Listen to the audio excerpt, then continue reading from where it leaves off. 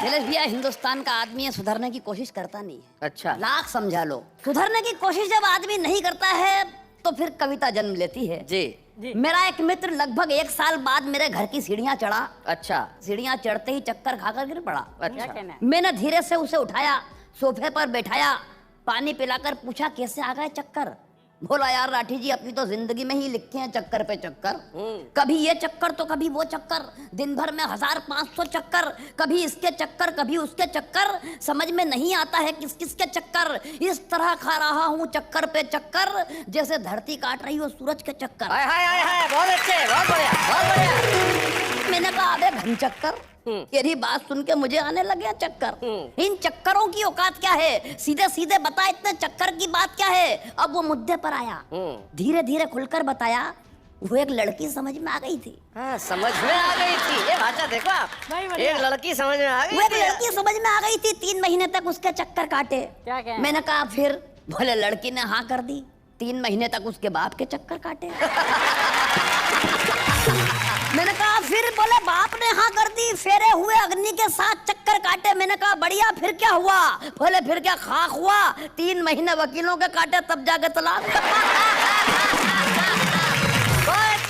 3 महीने तक वकीलों के काटे तब जाके तलाक हुआ। मैंने कहा अब तो जिंदगी की रेलगाड़ी पटरी पर आ गई। बोले बस आ ही रही थी कि मुझे फिर एक लड़की समझ में आ गई। इसीलिए चक्कर खा गया, इसीलिए घबरा रहा हूँ कि लड़की ने हाँ कर दी है, अब मैं उसके बाप से मिलने जा रहा। क्या बात है, बहुत बढ़िया, बहुत अच्छा। बाप भी हाँ ही कहेगा राठी जी, मैं जानता हूँ, प्लीज गाली मत बकना, मैं कोई अच्छा सा मुहूर्त निकलवा कर लौटूंगा, तुम कोई अच्छा सा वकील तलाश करके रख। क्या बात है, बहुत अच्छा, बहुत बढ़िया। वैसे तलाक इतनी आसानी से होते नहीं है गोविंद। मुझे याद है कि एक तलाक होने वाला था जी, तो हस्बैंड वाइफ दोनों थे। तो जज ने कहा भाई तुम्हारा तलाक हो जाएगा, बंटवारा हो जाएगा सब चीज़ों का, जैसे तुम्हारे 2 मकान है तो एक इसको 20 लाख रुपए, 10 लाख इसको, 10 लाख उसको, लेकिन अब औलादे तुम्हारे 3 हैं, इसका बंटवारा कैसा करें। तो बीवी ने पति का हाथ पकड़ा और कहा चलो जी मुकदमा अगले साल दायर करें। चलिए भैया, ये तो हंसी मजाक की बातें हो चुकी, क्योंकि माणिक दा जैसा शख्स जब मंच पे मौजूद हो और व्यंग की कविता अगर ना पढ़ी जाए जी, तो मैं आपके चरणों में एक व्यंग रखता हूँ। आपकी कविता में कहीं आपने एक पंक्ति लिखी थी, जो एक पंक्ति में ही व्यंग है कि भूख का नशा क्या कम होता है। मैंने भूख शीर्षक पे कविता लिखी है जी, कि एक दिन एक वाकया मेरा दिमाग खराब कर गया। अखबार में खबर थी, दिल्ली शहर में एक नेता भूख से मर गया।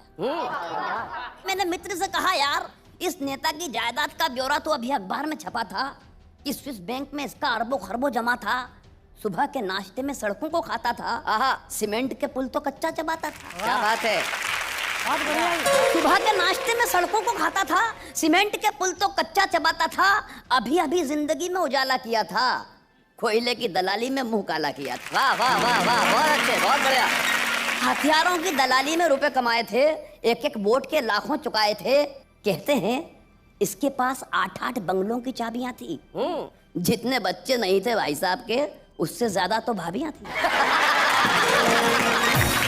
जितने बच्चे नहीं थे भाई साहब के, उससे ज्यादा तो भाभियां थी। कहीं भी पनाह पा लेता, भूखा था तो कुछ खा लेता, मगर जहां से गुजर गया कमबख्त भूखा ही मर गया।